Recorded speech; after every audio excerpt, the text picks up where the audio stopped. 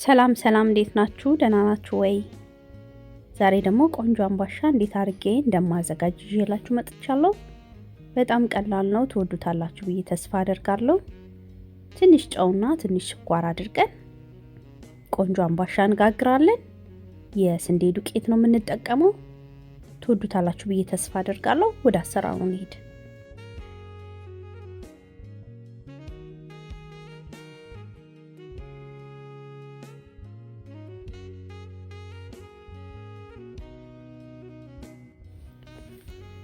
በመጀመሪያ አንድ የሾርባ ማንኪያ የሚሆን እርሾን እንጨምራለን። ከዛ ትንሽ ውሃ አድርገን እርሾውን ለትንሽ ደቂቃ እናማስለዋለን። ከዛ አንድ የግማሽ የሻይ ማንኪያ የሚሆን ጨው እንጨምራለን። ከዛ አንድ የሻይ ማንኪያ ስኳር እንጨምራለን። እዚህ ጋር እኔ ይሄንን ነው የምጠቀመው። እናንተ ከፈለጋችሁ የስኳሩን መጠን መጨመር ትችላላችሁ። እኔ ግን እንደዚህ አድርጌ ነው ዛሬ ማዘጋጀው። ትወዱታላችሁ። ጥሩ ነው እንደዚህ ማርቆ መጠቀም። አንዳንዴ በደንብ አድርገን እናዋህደዋለን። ስኳሩና እርሾ በደንብ አድርጎ እስኪቀላቀል ድረስ በደንብ አድርገን ለትንሽ ደቂቃ እናዋህደዋለን።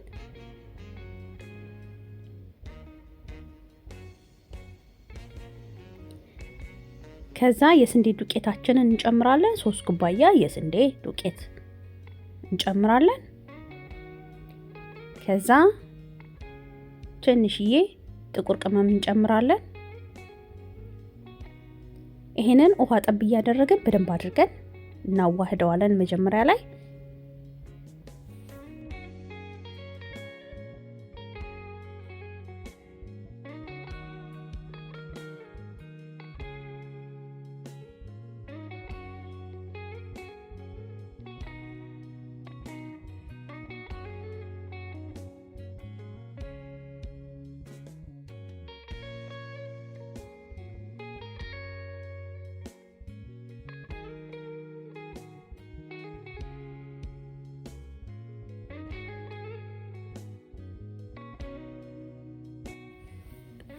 ትንሽ ካቦካ ነው በኋላ በደንብ ለማሸት በሚመቸን ቦታ ላይ አድርገን በደንብ አድርገን ከእጃችን እስኪላቀቅ ድረስ በደንብ አድርገን እናቦካዋለን።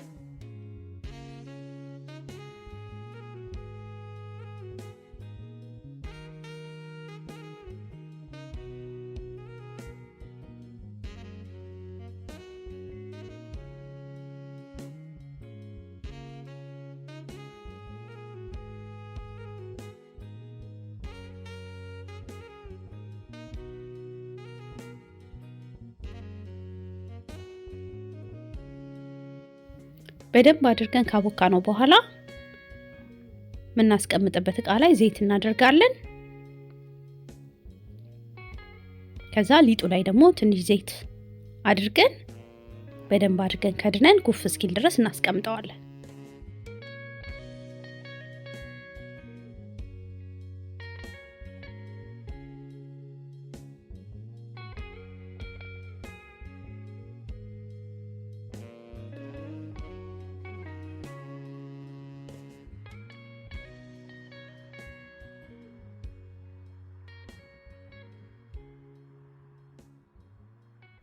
ከአንድ ሰዓት በኋላ ሊጣችን ኩፍ ብሏል።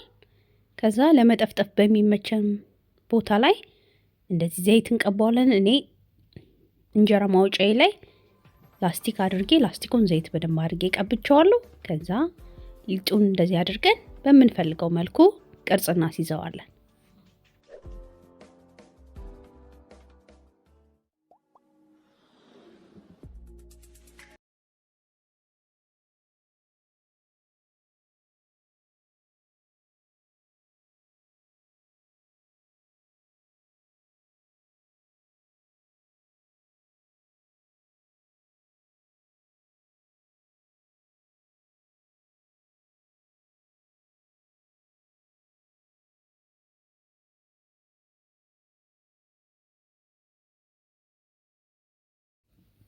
ከለሩ እንዲያምርልን ከፈለግን ከላይ እንቁላል የእንቁላል አስኳል ብቻ እንቀባዋለን። እንቁላል ማትወዱና እንቁላሉን ማትፈልጉ ከሆነ መተው ትችላላችሁ። ምንም ብዙም ልዩነት የለውም።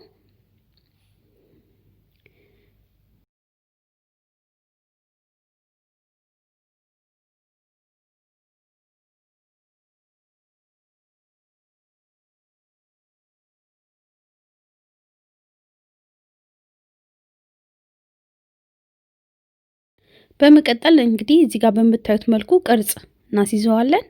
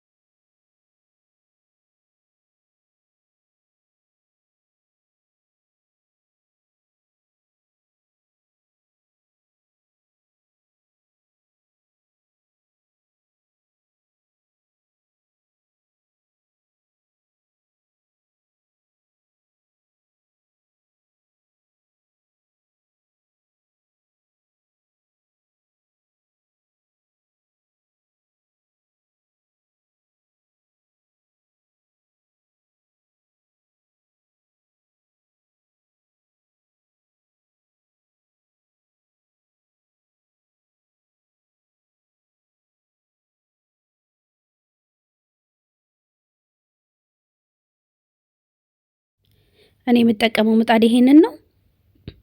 ምጣዱን በጣም አላሰማውም። በጣም ከሰማ አምባሻው ውስጡ ሳይበስል ቶሎ ከላይ ሊያርብን ስለሚችል ቀነስ አድርጌ ምጣዱን ነው ማበስለው። 280 ላይ አድርጌ ነው መጋገረው። ከዛ ደግሞ ቀንሰዋለሁ። ከዛ ትንሽ በሰል ሲልልን እንገለብጠዋለን።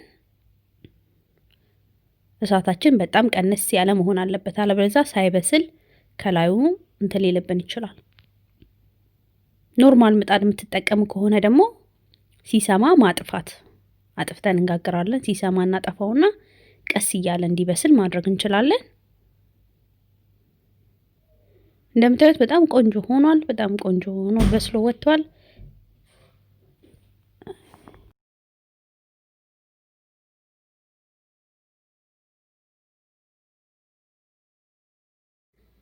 ከወደዳችሁት ሰርታችሁ መጠቀም ትችላላችሁ።